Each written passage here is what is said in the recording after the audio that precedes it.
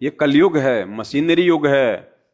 इसमें हम कल्पना भी नहीं कर सकते काल हमारे को किस किस तरह से ठगेगा। ये मशीनरियां, ये आधुनिक उपकरण,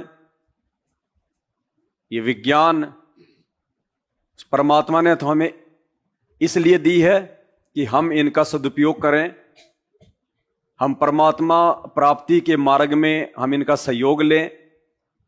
समय पे हम सत्संग में चले जाएं, समय पे आ जाएं, घर बैठे हमारे को सत्संग सुनने को मिल जाए, शंकाओं का समाधान हो जाए, जानकारी मिल जाए, हम दृढ़ हों जल्दी से जल्दी। और काल ने इन सारी बकवादों को इसलिए जो है वो शुरू करवाया है ताकि वो इनके माध्यम से हमारा शोषण कर सके, हमारी मन की वृत्ति को बिगाड़ सके, हमें गुरु पद और मर्यादाओं से नीचे गिरा सके। इसलिए देखो, ये कॉमन सेंस की बातें हैं ये। आज हम सब यहां पे क्यों फंसे इस काल के लोक में? क्या गलती थी? सबसे बड़ी गलती उस काल ने करी, हमने तो उसके ऊपर आस्था कर ली। लेकिन वो क्यों नीचे गिराया गया? सिर्फ एक गलती के कारण। क्या गलती थी? अपनी बहन को कुदृष्टि से देखना। बस काल की केवल इतनी गलती थी और गलती नहीं थी। भले उसने वहां पे तप किया, 70 युग फिर 64 युग, उसने राज्य प्राप्ति कर ली, परमात्मा ने उसको 21 ब्रह्मांड दे दिए, लेकिन सतलोक से बाहर नहीं निकाला था ना। अगर वो अपनी बहन के ऊपर कुदृष्टि ना डालता तो वो उसी सतलोक में रहता, सारे सुख भोगता, और हम जितनी आत्माएं थी हम भी उसी के साथ में रहती वहीं पे। हमारा भी जन्म मरण नहीं होता, गधे कुत्ते सुअर नहीं बनते। लेकिन उसकी एक गलती, अपनी बहन के ऊपर कुदृष्टि डाल दी उसने, दुर्गा के ऊपर। अब ये काल क्या करेगा? जो गलती की सजा वो भोग रहा है, वो ही गलती आज हम सबसे करवाएगा। और हम कर भी रहे हैं। ऐसा नहीं है कि सामने से कोई लड़की आ रही है तो उसको देखेंगे, मन में कोई गलत विचार पैदा करेंगे या छेड़छाड़ करेंगे तो ही हम नीचे गिरेंगे। परमात्मा कहते हैं ये भक्ति है मन, कर्म और वचन की। चाहे शरीर से किसी का भला बुरा कर दो, चाहे मन में सोच के किसी का भला बुरा कर दो, या चाहे वचन से बोल के किसी का भला बुरा कर दो, दोष बराबर। मन कर्म वचन की भक्ति है। तो काल अब क्या करेगा हमसे? वो ही गलती करवाएगा जो गलती की सजा वो भोग रहा है। और उसके लिए उसने ये मोबाइल, ना चाहते हुए भी आपको अपनी सोच को जो है गंदा करना पड़ेगा। आप ना चाहोगे तो भी आप अपने मतलब की चीज देखोगे, लेकिन बीच में पता नहीं कहां से वो ऐसा ऐड भेज देगा, बिल्कुल नंगी फोटोएं, अर्धनगन, मुझसे दोस्ती कर लो, मुझसे ये कर लो, मेरे से बात करो, ये मेरा नंबर है, ऐड आ जाएंगे। और बाकी दुनिया भर की जो बकवादे हैं वो तो लोगों ने उसमें डाल ही रखी हैं। तो ये जरूरी नहीं है कि हम किसी बहन को, मां को या बेटी को या किसी औरत को, स्त्री को प्रत्यक्ष रूप में छेड़ें या हम उसके ऊपर कोई गंदी नजर करें तो ही हम गुरु पद और मर्यादाओं से नीचे गिरेंगे। नहीं, ये मन कर्म वचन की भक्ति है। मोबाइल में देख के भी अगर आपका मन गंदा हो गया तो नीचे गिर जाओगे। इसलिए परमात्मा कहते हैं कामी क्रोधी लालची इनसे भक्ति ना होए, और भक्ति करे कोई सूरमा जात वर्ण कुल। लेकिन इन बातों का उस परमात्मा को भी पता है कि ऐसा तो है ही नहीं कि मेरे से नाम दीक्षा ले ली, नाम दीक्षा लेते वो साधु बन गया, संत बन गया, महात्मा बन गया।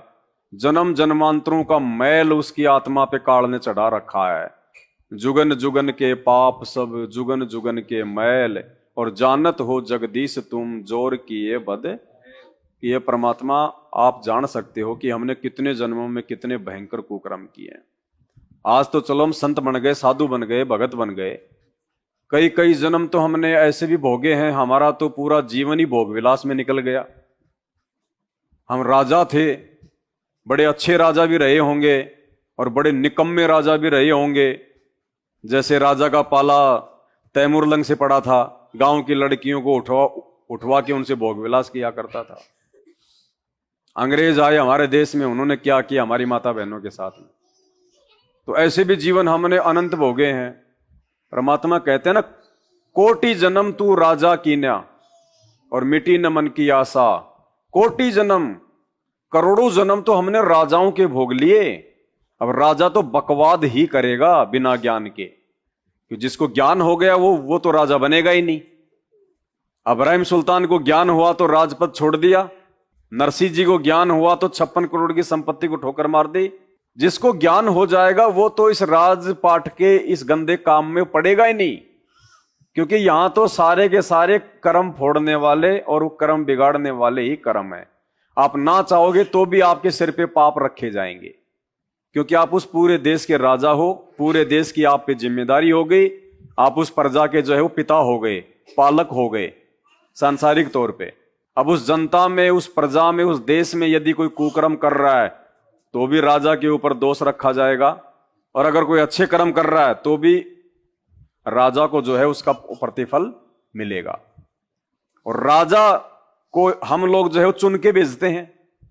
हमारे वोट से राजा चुना जाता है, तो हमारे वोट से राजा चुने जाने के बाद कोई मंत्री जो है वो चुने जाने के बाद वो मंत्री यदि जो अच्छे काम करेगा तो उसी अनुपात में हमारे को लाभ मिलेगा, पुण्य हमारे हिस्से में आएगा। और वो मंत्री जितने कुकर्म करेगा उसी अनुपात में हमारे हिस्से में उसका जो है वो पाप भी आएगा, क्योंकि हमने उसको राजा बनाया है। इसलिए परमात्मा कहते हैं कि मेरे भक्तों को राजनीति से दूर रहना चाहिए, हमने राजा भी नहीं चुनना चाहिए। इसलिए परमात्मा ने हमारे बचाव के लिए देखो एक नोटों का बटन बनवा दिया। अगर आपको किसी भी राजा को नहीं चुनना है तो आप मतलब कि कौन सा बटन दबाओ, नोटो कौन सा आता हो बताओ। ये पहले नहीं था, ये अभी शुरू हुए हैं 5-7 साल में संत रामपाल जी ने आप और हमारे को उस कुकर्म से बचाने के लिए। और काल ने क्या किया, सतलोक आश्रम मैनेजमेंट हरियाणा के द्वारा, यानी संत रामपाल जी के परिवार के द्वारा और संत रामपाल जी के ही आदेशों की आड़ में भगत समाज से राजनीतियां करवाई जा रही हैं। कभी बीजेपी को वोट डलवाए जाते हैं वो पीले पर्चे निकाल के, कभी कांग्रेस को वोट डलवाए जाते हैं।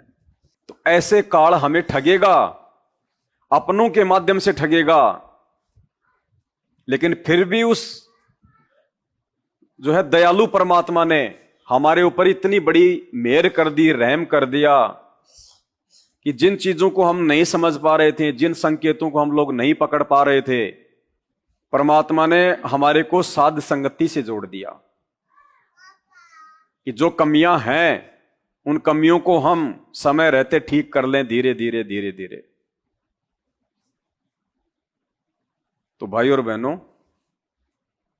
अब बिल्कुल लास्ट का समय चल रहा है, ये अंत का समय है। इस समय यदि किसी ने इतना सब कुछ समझने के बाद भी बकवाद की तो फिर परमात्मा उस आने वाले समय में उस भगत की किसी भी प्रकार से कोई रक्षा नहीं करेगा अपनी तरफ से। भले उसकी भक्ति से उसकी रक्षा हो जाए, जो उसने मर्यादा में रह के जहां तक उसने भक्ति कर रखी है, उसकी बैटरी चार्ज है, वो भक्ति से ही अगर वो बच जाए तो बच जाए, उसकी रक्षा हो जाए तो हो जाए। अन्यथा संत रामपाल जी अपनी तरफ से उसकी किसी प्रकार की कोई रक्षा नहीं करेंगे, वरना उनका विधान टूट जाएगा। फिर तो उन्होंने कसाई को भी माफ करना पड़ेगा, अधर्मी को भी माफ करना पड़ेगा, फिर तो सबको माफ करना पड़ेगा। तो अब हमने भगत बनना पड़ेगा। अब भगत की क्या पहचान है, भगत के क्या लक्षण है? भगत वो ही नहीं होता जो भक्ति कर रहा है, पुजारी वो ही नहीं होता जो पूजा कर रहा है, धार्मिक व्यक्ति केवल उसी को नहीं कह सकते जो व्यक्ति मतलब धर्म कर रहा है। एक कसाई भी धर्म करता है, कसाई भी अपना छुरा उठाने से पहले अपनी पूजा पाठ करता है, तो क्या वो पुजारी हो गया? दिन में 100 बकरे मार के अगर वो दरगाह में जाके या कहीं मंदिर में जाके 100 रुपये अगर चढ़ा के आ रहा है तो क्या वो धार्मिक हो गया? भक्ति तो वो भी कर रहा है, चाहे वो किसी की भी करो, तो क्या वो भगत हो गया? तो खाली ये जो ऊपरा जो ये दिखावा है, दान धर्म पूजा पाठ अगरबत्ती धूप बत्ती राम राम सत साहेब वाहे गुरु बोलना और पीठ पीछे सारे उल्टे कर्म करना, रक्षा सूत्र बांध लेना, गले में अपने भगवानों की या अपने गुरुओं की फोटो डाल लेना, मात्र इतने से ही हम किसी को भगत नहीं कह सकते। भगत हमने अंदर से बनना पड़ेगा।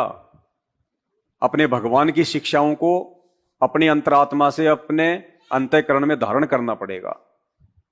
अपने सतगुरु के वचन से एक पॉइंट भी बाहर नहीं निकलना। अब ये वो समय आ गया, गुरुदेव क्या कहते हैं, खिलाड़ी चाहे कितना ही अच्छा क्यों ना हो, एक नंबर का खिलाड़ी है, अगर इतना सा भी फाउल हो गया ना, इतना सा भी, वो बाहर बैठा दिया जाएगा। और बाहर बैठा बैठा चाहे कितना ही चाहे जोश दिखाए, वो कोई मतलब नहीं रहेगा उसकी जवानी का।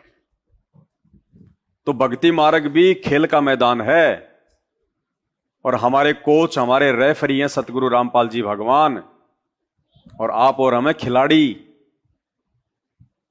और जो नियम बता दिए खेल के, फाउल होने से बचने के, वो है हमारे नियम मर्यादा। उसके बाद फिर संत रामपाल जी कुछ नहीं करेंगे फिर। तो अब समय बिल्कुल अंत का चल रहा है। ये सिर्फ 4 साल, 23 निकल चुकी है आदि, 24, 25, 26, 27, 28, मतलब आगे आगे तो भयंकर। अब जो कुछ घटनाएं हो रही है ना, वो रुकेंगे नहीं, तेजी से बढ़ेंगे। तो हम कैसे उस समय अपने आप को संभाल पाएंगे? क्योंकि मर्यादा में नहीं रहेंगे तो अंदर से हिम्मत नहीं मिलेगी हमें। आज आप कोई मर्यादा तोड़ देते हो, 10-15 दिन आपका भक्ति में मन नहीं लगता, मन फीका फीका रह जाता है कि जैसे कोई छूट गया हो कुछ। फिर जाके मालिक से माफी मांगते हैं, क्षमा याचना करते हैं, रोते हैं, तब जाके वो घाव भरता है। जैसे मटके में छोटा सा छेद हो जाए, छोटा सा छेद, और मटके को आप पूरा जो है वो पानी से भर दो और वो टपक टपक टपक टपक, हमें यह भी पता है कि ये 2 दिन में जाके खाली होगा, लेकिन फिर भी हमारे को टेंशन रहेगी कि मटका फूटा हुआ है, खाली होगा खाली होगा खाली होगा। तो मर्यादाओं को तोड़ना मतलब भक्ति मार्ग में छेद करना। हम शांति से रह नहीं सकते, चैन से रह नहीं सकते, हमेशा हमारे दिमाग में वो टेंशन घुसी रहेगी। और भले वो टपक टपक हो रहा है, लेकिन वो पानी तो निकलता ही रहेगा, वो रुकेगा नहीं, वो प्रेशर नहीं बनेगा। तो अब हमने अपने भक्ति मार्ग में पेंचर करने से बचना है, और बचने का उपाय परमात्मा ने बता दिया। देखो, भगत तो आपस में एक दूसरे को समझा सकते हैं, भगत एक दूसरे का मार्गदर्शन कर सकते हैं, भगत एक दूसरे को सच्ची राह दिखा सकते हैं, लेकिन फायदा, बेनिफिट, लाभ, ये हमें सतगुरु की विधिवत भक्ति और मर्यादा से ही मिलेगा। मेरे वीडियो से आपको कोई लाभ नहीं मिलेगा, मेरे वीडियो से आपको केवल समाधान मिलेगा, आपको जानकारी मिलेगी। बाकी लाभ, मोक्ष, ये सारी चीजें सतगुरु रामपाल जी भगवान की भक्ति से और मर्यादाओं से ही मिलेगी। तो ये बिल्कुल अंत का समय चल रहा है। ये 4-5 साल भयंकर विकट परिस्थितियां होंगी। आप और हम में से किसी ने उनकी कल्पना भी नहीं की होगी। अभी हम लोगों को लग रहा होगा कि क्या पता होगा या नहीं होगा। परमात्मा धरती पे क्या पता टाल भी दे। सोचिए, जब परमात्मा खुद अपनी जेल नहीं टाल सके, उनके भी खुद कुछ नियम हैं, कुछ मर्यादा हैं। किसकी औकात थी कि संत रामपाल जी को कोई जेल में बैठा दे? जो जेल उन्होंने खुद बनाई है, 21 ब्रह्मांड रूपी जेल उन्होंने खुद बनाई है। ये जो 21 ब्रह्मांड है, एक जेल है। सतलोक में जो आत्मा गलती करती है, उस आत्मा को यहां पे सजा के लिए भेजा जाता है। ये काल यहां का जेलर है और हम सब कैदी हैं। ये जेल है, लेकिन ये एक ओपन जेल है, इसलिए हमें महसूस नहीं होता। महसूस कब होगा? जब ये शरीर छूट जाएगा। फिर जब गधे बनेंगे, कुत्ते बनेंगे, सूअर बनेंगे, दुर्गतियां होंगी, एक्सीडेंट में टांग कट जाएगी, शरीर में जो है वो कीड़े पड़ जाएंगे, फिर कोई नहीं संभालेगा, कोई ट्रीटमेंट नहीं, कुछ नहीं। फिर ये आत्मा को महसूस होगा, शरीर को तो फिर भी नहीं होता। शरीर को दर्द तो होता ही नहीं है, ये तो आडमास का है, पांच तत्व का है। अब मैं बोल रहा हूं और यदि मेरे को हल्का सा यदि कोई मेरे को मतलब चुबो दे कोई वस्तु, तो दर्द तो हो रहा है, लेकिन वो शरीर को फिर भी नहीं हो रहा। शरीर के माध्यम से आत्मा महसूस कर रही है। वरना जब इंसान शरीर को छोड़ देता है, जब इसके प्राण निकल जाते हैं, आत्मा निकल जाती है, तो इसी शरीर को कोई तो आग के हवाले कर देता है, कोई इसको जो है मतलब कि हॉस्पिटल में उसमें लाइट में जलाता है, कोई इसको जमीन में गाड़ देता है। ये शरीर कुछ बोलता है कि भैया मुझे दर्द हो रहा है, तो वो सुख दुख आत्मा महसूस करती है, शरीर नहीं करता है। शरीर तो आत्मा से बंधा हुआ है। जब तक ये शरीर आत्मा के बंधन में है, या यूं कह लीजिए जब तक ये आत्मा इस शरीर के बंधन में है, तब तक ही इसको महसूस है, बाकी नहीं है। तो बाद में जब हम दूसरी योनियों में हम चले जाएंगे ना, फिर हमें पता चलेगा। आज तो कोई अगर हमारे नाम के अगर जी भी नहीं लगावे, सीधा बोल दे रामतार, तो ऐसी बेइज्जती सी महसूस होती है कि जी क्यों नहीं लगाया। और उस समय हट कुत्ते, चल कुत्ते, नाम ही कुत्ता रख दिया जाएगा उस शरीर का, गाली से। शरीर का नाम ही जो है गाली से शुरू होगा। कुत्ता, सूअर, गधा, ये गालियां ही तो हैं। किसी को बोल के दिखा दो, ये जानवरों के नाम मत समझना। अगर जानवरों के नाम है तो आप किसी आदमी को बोल के दिखा दो, ना कहो कुत्ता इधर आ, फिर देख है, और उसी आदमी को इधर आ रहे मेरे शेर इधर आ, फिर कुछ नहीं कहेगा है। तो देख लो काल ने कैसा फंसा रखा है। शेर बोलो तो भी वो जानवर ही है, और उसको अगर गधा बोलोगे तो भी जानवर ही है, लेकिन शेर बोल दोगे तो खुश हो जाएगा, और गधा गधा इधर आ, फिर देखो तुम्हें गधा बना देगा। तो भाई और बहनों, कहने का मतलब यह है, आप और हम इतनी दूर दूर से आ रहे हैं, और परमात्मा जो ये चर्चाएं करवा रहे हैं, ये चर्चा मालिक इसीलिए करवा रहे हैं क्योंकि परमात्मा हम पे बेहद प्रसन्न है, खुश है, सब पे नहीं है। ये संत रामपाल जी भगवान अपने सभी भक्तों पे खुश नहीं है। जो इनकी मर्यादा लांघ चुके हैं, तोड़ चुके हैं, जिनको संत रामपाल जी अपने दिल से नीचे उतार चुके हैं, वो भीड़ तो सतलोक आश्रम मैनेजमेंट हरियाणा के पीछे है। और जो परमात्मा के हंस थे, जो परमात्मा के अंश थे, जो भक्ति के अधिकारी हैं, जो पिछले जन्म जन्मांतरों से, युग युगांतरों से परमात्मा की भक्ति की खीर खाते हुए आ रहे हैं, और जिनका आज चांस है सतलोक में जाने का, ये मात्र उन्हीं को परमात्मा ने सात संगतियों में जोड़ा है और ज्यादा निखारने के लिए। ये विशेष रजा, विशेष मेहर है। इस मेहर को हमने बना के रखना है। आज से पहले जो भी गलतियां हमसे हुई, अभी भी एक मौका है, भले आपने कितनी बड़ी गलती क्यों ना कर दी हो, चाहे आपने सात संगति से जुड़ने के बाद में ही कोई गलती क्यों ना कर दी हो, उसमें मैं भी आ गया, उसमें आप भी आ गए, आज भी एक मौका है हमारे पास में। ये बहुत दयालु है परमात्मा।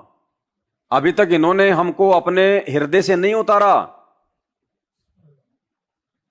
परमात्मा कहते हैं कृत्यग्नि भूले नरलोई, और जा घट निश्चय नाम ना हुई।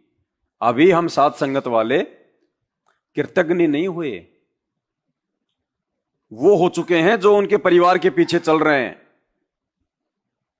वो कृतज्ञ हो चुके हैं जो सतलोक आश्रम मैनेजमेंट हरियाणा के पीछे, चाहे उनसे आश्रम बनवा लो, चाहे उनसे खेल का स्टेडियम बनवा लो, चाहे उनसे बीजेपी को वोट डलवा लो, चाहे कांग्रेस को डलवा लो, चाहे रक्तदान करवा लो, चाहे दे दान करवा लो, चाहे ज्योति का पैसा ले लो, चाहे पाठ का पैसा ले लो, चाहे अपनी बहन की शादी करवा लो, चाहे अपनी मां को जो है घर से निकलवा दो।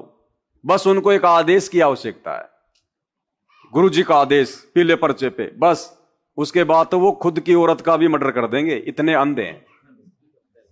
आज मेरा मर्डर करने के लिए पूरी प्लानिंग हो चुकी थी कि जो पवन दास को मार देगा वो सबसे ज्यादा जो है पुण्य का भागी होगा। जब ये फरमान जारी हो चुका था तो अपने को क्या सोचेंगे, क्या समझेंगे? वो तो 24 घंटे उनके पास में रहते हैं, उनको तो मोक्ष चाहिए। तो अंधा बन के नहीं चलना इस भक्ति मार्ग पे। अंधा बन के चले तो काल ने देखो कैसे उनको गधा बना के छोड़ दिया, दिल से उतार दिया उनको परमात्मा ने। इतना समझाने के बाद सन 1994 से 2014 तक संत रामपाल जी ने कोई कमी नहीं छोड़ी समझाने में। हर प्रकार से आश्रम में बुला बुला के महीने में 3-3 दिन 6-6 दिन। कौन बुलाता है? 1 रुपया किसी से लेते नहीं थे। मांगे सो ही बढ़वा कहिए, दर दर फिर अज्ञानी, और जोगी जोग संपूर्ण जिसका मांग ना पीवे। संत रामपाल जी ने इतिहास उठा के देख लो 28 वर्षों का। किसी भी सत्संग में उनके मुख कमल से यह बता दो कि बच्चों तुम ज्योति करवाओ, तुम पाठ करवाओ, या तुम इतना दान करो, वो आश्रम बन रहा है, ये आश्रम बन रहा है, हमें भंडारे के लिए पैसा चाहिए, उसके लिए पैसा चाहिए। कभी भी अपने मुख कमल से अगर उन्होंने अपने भगत से 1 रुपया भी मांगा हो तो ये तो समर्थ है। दाता एक राम, भिखारी सारी दुनिया। ये तो सारी दुनिया को भीख देने वाला है, ये थोड़ी किसी के आगे हाथ फैलाता है। लेकिन आज उनके नाम से हाथ फैलाए जा रहे हैं, झोलियां फैलाई जा रही हैं, डरा के धमका के उनके आदेशों की आड़ में जनता से पैसा लूटा जा रहा है, सिर्फ धार्मिक धंधे के लिए, पत्थरों में पैसा बर्बाद करवाने के लिए, आश्रम बनवाने के लिए। अरे क्या चाटना है क्या हमें आश्रम? आश्रम का मतलब क्या होता है? आश्रम का मतलब होता है जहां बैठ के शांति से परमात्मा की चर्चा कर सकें, सत्संग सुन सकें। यही तो होता है आश्रम का मतलब। और आश्रम में कोई फिल्में थोड़ी चलती हैं, राजनीति की बातें थोड़ी होती हैं। आश्रम का मतलब जहां पे भक्ति और भगवान से संबंधित सारे काम हो, जहां बैठ के मालिक की महिमा कर सकें, परमात्मा की ज्ञान चर्चा कर सकें, उसको आश्रम कहते हैं। तो यहां हम लोग क्या कर रहे हैं? ये आश्रम है हमारे लिए। यहां बैठ के हमारे भगवान को हम भोग भी लगाएंगे, यहां हम आरती भी करेंगे, यहां हम भंडारा भी करेंगे, और फिर हमारा एक ही मकसद है, 2-4 घंटे सोए तो सोए, नहीं तो परमात्मा की चर्चा, परमात्मा की महिमा, मालिक के शब्द, शंकाओं का समाधान। तो रियल आश्रम तो ये है। और जब हम यहां से हम चले जाएंगे तो जो इस परिवार में रह रहे हैं वो रोज परमात्मा की आरती, रोज परमात्मा को भोग, रोज परमात्मा का इस घर में जो है वो सत्संग। तो ये आश्रम ही तो है। और क्या है ये? क्या कहा परमात्मा ने हमें कि भगत का जो घर होता है वो मिनी आश्रम होता है, मिनी आश्रम। और उन आश्रमों में वही लोग संत रामपाल जी से नाम लेने के बाद में दर दर की ठोकरें खाते हुए भटक रहे हैं, जिन लोगों ने अपने घर को आश्रम नहीं समझा। उन्हें लगता है हम तो अपने घर पे दीवारों के सामने दंडोत करते हैं, गुरुजी तो है ही नहीं, गुरुजी तो जेल में बैठे हैं, हम तो खाली दीवारों के सामने दीपक जला रहे हैं, दीवारों के सामने खड़े होकर 3 समय की आरती कर रहे हैं। संत रामपाल जी तो है ही नहीं हमारे घर पे। इसलिए वो संत रामपाल जी को ढूंढने के लिए दर दर की ठोकरें। इसलिए परमात्मा ऐसे अज्ञानियों के लिए कहते हैं कि मोकू कहां ढूंढे रे बंदे, मैं तो तेरे, और ना मंदिर में, ना मस्जिद में, ना काशी, और खोजी होय तुरंत मिल जाऊं एक पल ही की, और घट ही में गंगा, घट ही में जमुना, घट ही में है। तो जिसने अपने घर को आश्रम नहीं समझा, और जिसने अपने गुरुदेव भगवान को शब्द रूप में अपने पास में नहीं समझा, वो व्यक्ति चाहे अपने गुरुजी की किसी आश्रम में या जेल में गोद में जाके बैठ जाना भाई, उसको परमात्मा की प्राप्ति नहीं है। ये सूक्ष्म भक्ति है, विश्वास की भक्ति है, ये शब्द स्वरूपी राम है। ये आप और हमारी तरह 5 तत्व में नहीं है, हाड़ मांस में नहीं है। दिखाई आप और हमारे जैसा ही देगा, इंसान रूप में, संत रूप में। लेकिन रोज हमें क्या पाठ पढ़ाता है परमात्मा? रोज ये भक्ति बोध पुस्तक सबके पास है, वाणी संख्या 23। गरीब ऐसा सतगुरु हम मिल्या, तेज पुंज के अंग, और झिलमिल नूर जहूर है, नर रूप श्वेत रंग। गरीब ऐसा सतगुरु हम मिल्या, तेज पुंज के। हम किसके सामने खड़े होके ये पुस्तक लेके आरती करते हैं? संत रामपाल जी भगवान के, अपने गुरुदेव के। और इनके सामने हम इनकी महिमा में इनको हम क्या कह रहे हैं? गरीब ऐसा सतगुरु हम मिल्या। हमें कौन गुरु मिला? हमारे गुरु कौन है आज? संत रामपाल जी। तो हम तो अपने गुरु की महिमा कर रहे हैं ना। गरीब ऐसा सतगुरु हम मिल्या, तेज पुंज के अंग, आंख नाक कान पूरी बॉडी तेज पुंज की है हमारे गुरुदेव भगवान की। तेज पुंज का मतलब 5 तत्व से रहित नूरी तत्व, एक तत्व जिसमें हाड़ चाम ना हो। शुक्रम अकायम असनावीरम, जिसका शरीर, जिसका नाड़ी तंत्र माता पिता के सहयोग से ना बना हो, शुक्र से ना बना हो, उसको क्या कहते हैं? असनावीरम शुक्रम अकायम। और वाणी क्या कहती है परमात्मा की? ना सतगुरु जननी जने, और जाके माना बाप, पिंड ब्रह्मंड से रहित है ना वहां तीनों। हम संत रामपाल जी को अपना सतगुरु कहते कि नहीं कहते? उनकी फोटो के ऊपर उनके नाम से पहले हम सतगुरु लिखते कि नहीं लिखते? उनके नाम से पहले हम जयकारा लगाते हैं, बंदी छोड़ सतगुरु रामपाल जी भगवान की। तो सतगुरु कह रहे हैं ना। आश्रम में भी कहा करते थे जब गुरुजी मौजूद थे सत्संग के बीच बीच में। और गुरुजी भी कहते हैं कि भाई इस पूरी 21 ब्रह्मांड में इस दास के अलावा दूसरा कोई सतगुरु। तो सतगुरु की फिर क्या परिभाषा है? सतगुरु कौन होता है? सतगुरु कैसा होता है? कि ना सतगुरु जननी जने, जो सतगुरु होगा वो मां के गर्भ से जन्म लेके, और जो मां के गर्भ से जन्म लेके नहीं आएगा तो वो 5 तत्व का भी। तो या तो भाई वो वाणी फैल, या फिर संत रामपाल जी फैल। दो में से एक चीज तो फैल है भाई। अगर वाणी को यदि हम सत्य माने कि ना सतगुरु जननी जने और जाके माना बाप, तो वाणी अगर सत्य है, अमर वाणी है, तो सतगुरु की तो यही पहचान होगी। दूसरी तरफ सामने स्वयं सतगुरु, और हम उनके रहते सहते उनके सामने कहा करते थे कि सतगुरु रामपाल जी भगवान की। लेकिन इन्होंने कभी भी ये पलट के नहीं कहा अगर ये सतगुरु ना होते, ये बंदी छोड़ ना होते, अगर ये 5 तत्व की बॉडी से बाहर नहीं होते, तो इन्होंने कभी भी ये बात नहीं कही कि भाई तुम मुझे सतगुरु क्यों कह रहे हो। ये तो गरीबदास जी ने, जब वो कबीर जी आके उनको मिले थे छुडानी में, ये तो गरीबदास जी अपने गुरु जी के लिए कह रहे हैं, अपने सतगुरु के लिए कह रहे हैं। नालायको, मैं थोड़ा ना कोई सतगुरु हूं। कभी कहा गुरु जी ने ये बात है? वो तो उल्टा ये कहते थे कि 21 ब्रह्मांड में इस दास के अलावा कोई सतगुरु नहीं, कोई सच्चा ज्ञान देने वाला।